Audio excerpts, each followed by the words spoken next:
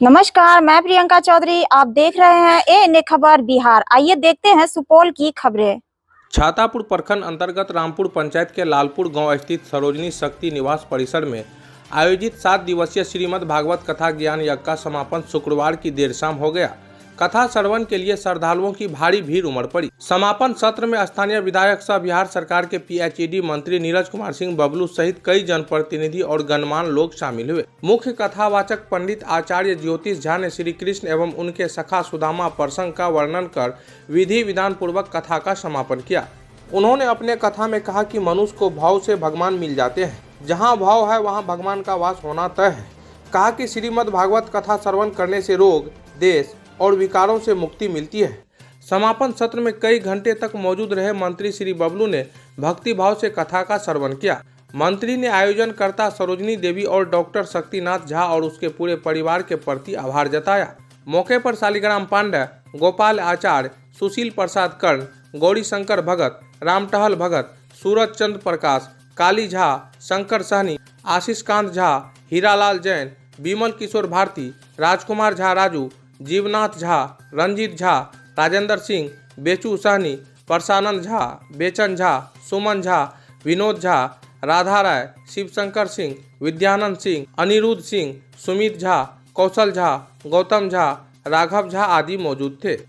आज लालपुर की धरती पर आयोजित इस भगवत कथा में आए हुए पंडित ज्योतिषाचार्य जी, आयोजक करता आदरणीय श्री शक्तिनाथ झा जी, डॉक्टर साहब, विमल जी, उनके सभी परिवार के सदस्य एवं यहाँ उपस्थित सभी सम्मानित बुजुर्गों, नौजवान साथियों, माताएं, बहनों, मैं अपनी ओर से आप सबों का हार्दिक अभिनंदन करता हूँ, शुभकामना देता हूँ। हम कहना चाहते हैं, आपने लंबा समय बैठ करके यहाँ पर भक्ति भय माहौल में अपने आप को स्थिर रखा, क्योंकि जिस तरह से भागती जिंदगी हो गई है, दौड़ भागती जिंदगी हो गई है, और खास करके मोबाइल की जिंदगी जो हो गई है, एक बच्चा मोबाइल में लगा रहता है, तो कम से कम इसी बहाने 1 घंटा, 2 घंटा, 3 घंटा आप भक्ति भाव में रहे हैं। इसके लिए हम आपका अभिनंदन करते हैं, स्वागत करते हैं।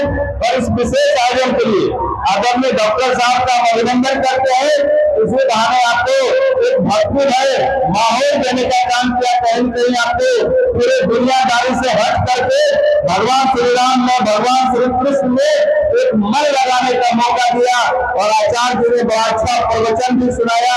हम भी 1 घंटा, 1.5 घंटा लगभग सुने। बहुत दिन बाद हमें भी इस तरह का सुनने का मौका मिला।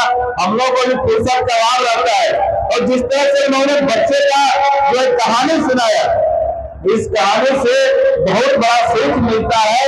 सभी को समझना चाहिए कि भक्त के बस में है भगवान। आप अगर दिल से भगवान को पुकारेंगे, निश्चित रूप से भगवान आपके घर में पधारेंगे। ये संदेश जाता है।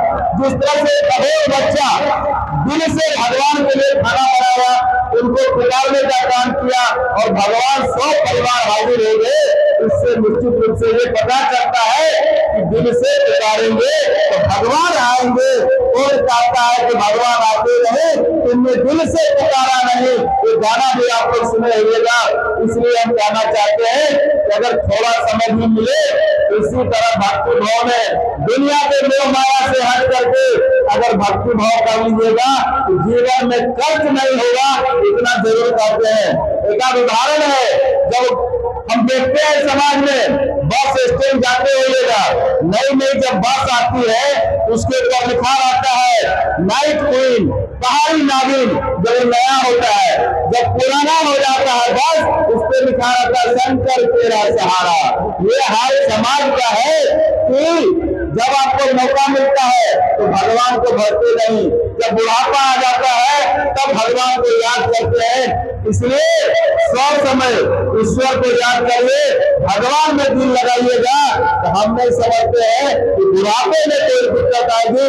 कहावत है कि दुख में सिमरन सब करे, सुख में करे ना कोई। जो सुख में सिमरन करे, दुख काहे का हो। इसलिए तमाम माँ बापों से हम आग्रह करेंगे, विनती करेंगे कि सारा दुख दुनिया छोड़ करके 1 घंटा अगर ईश्वर में दिल लगाएंगे निश्चित रूप से ईश्वर का विशेष आशीर्वाद आप पर रहेगा।